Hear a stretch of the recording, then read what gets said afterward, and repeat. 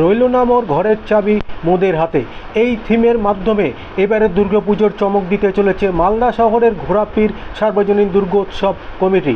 এই পুজোয় এবারে 29তম পদার্পণ করল এবং প্রতি বছরের মতো এবারও থাকছে তাদের পুজোর চমক এবং জেলা 10-এর মধ্যে এটি একটি সেরা পুজো। সেরা দুর্গাপুজোর দর্শনার্থীদের নজর কাটতে চলেছে তাদের এবারের বিশেষ থিম রইল না মোর ঘরের চাবি মোদের হাতে। অর্থাৎ এই থিমের মাধ্যমে পুজো উদ্যোক্তারা তুলে ধরেছেন রাজমিস্ত্রি ও অট্টালিকা প্রস্তুতকারকদের জীবনযাপন তুলে ধরার চেষ্টা করেছেন। তৈরি করেন তাদের নিজেদের জীবনযাপন কিভাবে করে, কুড়ে ঘরে থেকেও অট্টালিকা তৈরি করেন, কিন্তু তাদের জীবনযাপন করার সামর্থ্য হয় না।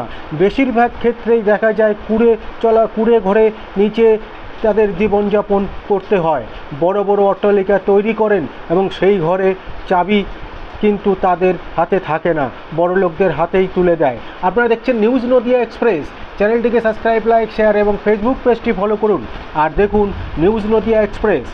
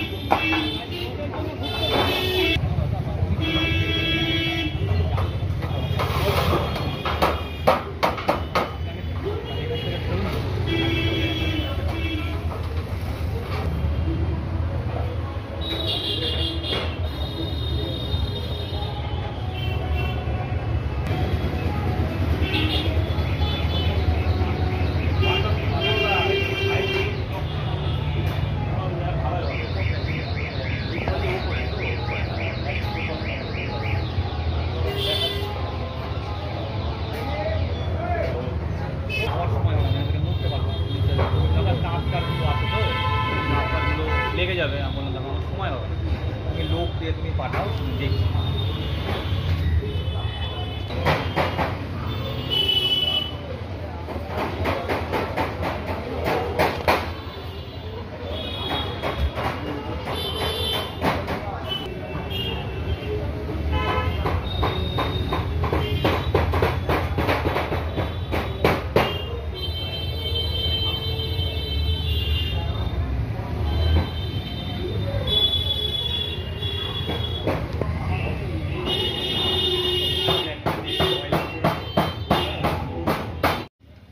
এবার আমাদের ঘোড়াপীর সার্বজনীন দুর্গোৎসব কমিটি 29তম বর্ষ করছে।